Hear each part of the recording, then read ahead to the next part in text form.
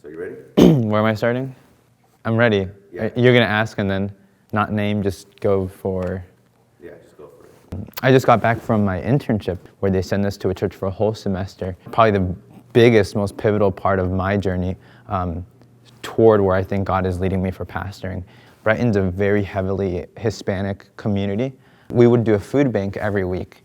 And at the beginning of every food bank, we would give about 60 pounds of a box of food. But before we gave food, I would do about a 15-minute devotional with them. We would go more than just the superficial. We went into, doctrinal conversation, the state of the dead, the second coming of Jesus, the end of sin, Jesus. But it was awesome. I think our church can be on the forefront of health, education, finances, economy for the Hispanic community, and to bring that whole community up another level for the next generation. The Hispanic community, because of the Catholic background, they are really willing to listen to a priest, a pastor, a reverend, a spiritual leader. And so by the end of my semester there, I was talking with people. I noticed how they were taking another level educationally, and I noticed how they grew in Jesus. And these were non-Adventist people, yet they were educated by our ministry there in Colorado. They were probably more willing to listen to me, an intern pastor, than they might be willing to listen to someone in a government position. When we brought in Walgreens to do flu shots, there was a fear of doing it because there was also a level of lack of education. For me, that became a light bulb moment where as pastors, as followers of Jesus, as a church, and that can be a way to teach, educate, empower, equip. How do you, budget? How do you, train your kids for school? How much time should you invest in them? How do you, just all of these questions of basic living. We need to take education another level with the Hispanic community, and that's where I see myself kind of coming into it. What are some ways you think people, normal churchgoers, can get involved?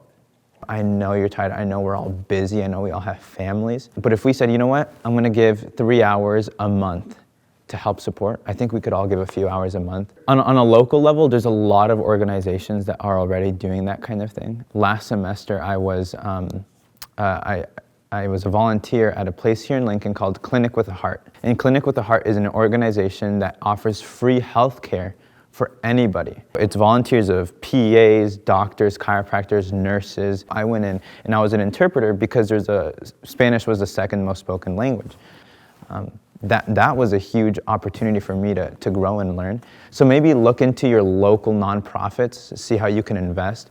And I think that can happen on the global scale for our church, where we provide a place, a community for the orphan, the immigrant, the widow, the poor. You also have an art ministry.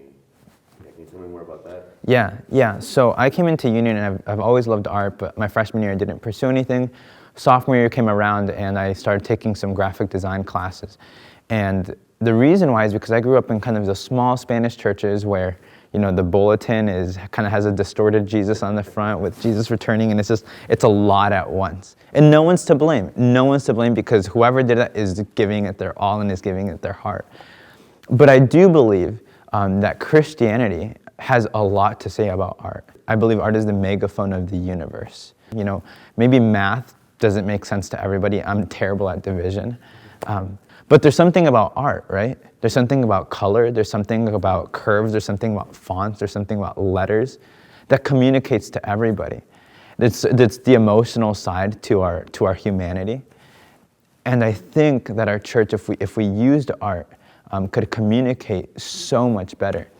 But I think if we started rebranding our churches, for example, in my internship, I created a branding team, and we made a logo, we did the website, and now the church is more up to date for maybe the more millennial generation.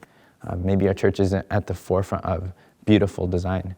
What if people noticed our church for being beautiful? I think there's just something so good and true about having beauty that is an asset to gospel. Art is just the beautiful response to the creative power of God. But we talked about beauty, but there's nothing more beautiful than being with those who are suffering and saying, me too.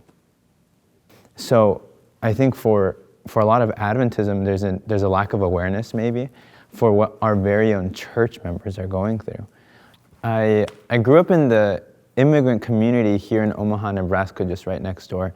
And it was a norm, I think, to grow up with kind of the fear of, your family, cousin, uncle, aunt, church member, elder, get deported. It was just kind of the norm. It wasn't seen as unusual. You hear that this young person at the church just got deported. And it just became part of the conversation, and that's what Adventism looked like for me growing up. You grow up with that kind of immigrant experience, even as an American citizen. And so when we moved to Minneapolis, a few years later, my parents applied for residency. And when they applied, there was a huge risk that we would get sent home, whatever home is. It was really scary. It was a terrible feeling going to bed, wondering where home would be in the next few weeks, in the next few months. I know this is an uncomfortable topic, especially because when we talk politics and religion, it seems like they're separable and inseparable at the same time. It's tough. But the reality of it is that there was a huge fear that came over minorities after the election. There was a girl there at this school where I was interning at who was just really scared. I could just see it Wednesday morning after the election. And so I invited her to my office, and we just wept together. I had nothing to say. Did I have doctrine for that? Yeah. Just could pull out Daniel and Revelation right there. But there's a time and a place. There's also the call to mourn with those that mourn. Not because we don't have answers. We do have answers. But there's something about being with people, crying with people, loving people, that is the most powerful thing in the universe.